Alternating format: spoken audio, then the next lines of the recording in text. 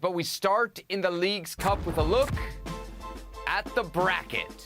And then there were 8. LAFC, Rayados, Minnesota, Nashville, Philly, Querétaro, Inter Miami, and Charlotte all surviving the round of 16.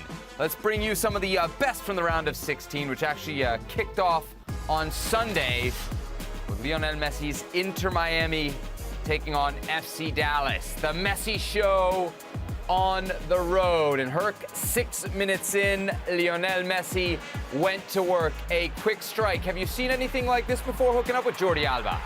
I've seen this 1,000 times. Jordi Alba, cut back, Messi at the edge of the box. And then the most delicate of touches, like he put it with his hand. He knew exactly where he wanted to go. A play that he's done so many times before with Jordi Alba. It was Miami were up 1-0. Dallas would score 3 unanswered to take a 3-1 lead at the hour mark. 65th minute, Messi to Alba to Benjamin Kramaski. Yes, it's 3-2. The kid. Yeah, the kid, the teenager, gets his goal. But look at this through ball from Lionel Andres Messi. Megs, the defender. Jordi Alba cuts it back. I know you've seen that before, and Kramaski finishes it off. So Inter Miami would then score an own goal of their own from Robert Taylor. FC Dallas returning the favor here. What's Marco Farfan doing? Well, when you face your own goal, that's what's going to happen. The profile, the setup, it's all wrong. He's facing his goal, and I guess now he can tell his family members he had a goal he scored from a Messi assist. 4-3 at that point, 4-4 in the 85th when Messi does that. I'm running out of adjectives, I'm running out of words, I'm running out of ways to describe this guy. So we go to a penalty shootout. Messi steps up first, wearing the captain's armband, no doubt here. Gave him the eyes, then the hips. Messi putting Inter Miami in the driver's seat. Paxton Pomykal, one of Dallas' shooters, and Herc the one to miss. Oh, man. They're still looking for that ball. Messi's happy. The aforementioned kid, Kramaski, buries it with a 5th and final penalty, and Inter Miami are through to the quarterfinals as they win 5-3 in a penalty shootout over FC Dallas. So another brace, Herc, for Lionel Messi. Was it his best performance yet in an Inter Miami shirt? It was.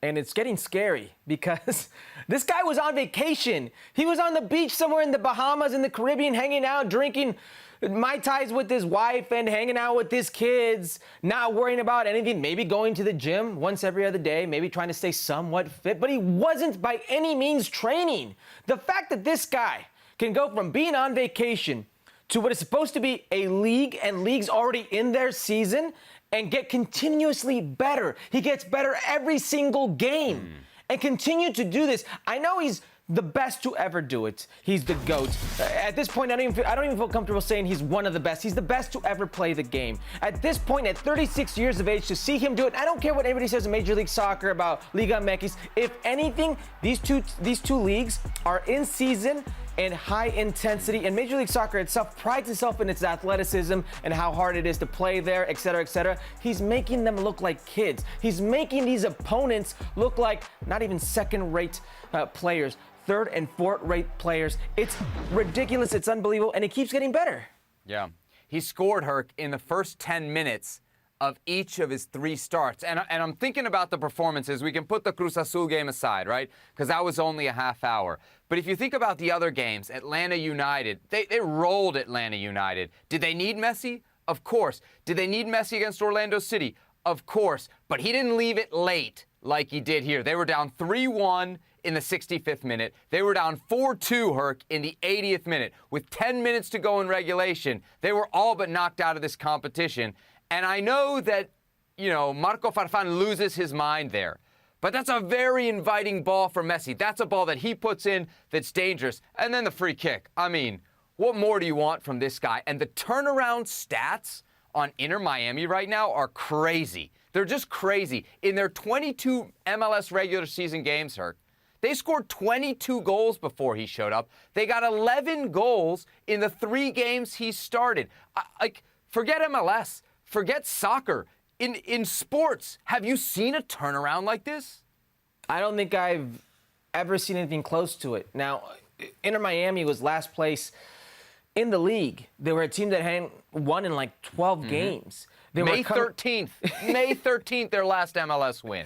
They were hopeless. You're hoping that Messi decides that Miami is where he wants to live. You're hoping that he decides to change your fortunes. And that he does. He shows up to Major League Soccer, into Inter Miami, to Fort Lauderdale, changes the complexity of that team, changes what their team's going to be for the future. The evaluation changes how popular they are. They're now the third most followed team, sports team on Instagram. It just completely changes everything for this club, off the field and on the field. On the field, now all of a sudden they're the rival to beat. They're the team to beat because of one player and the domino effect that follows.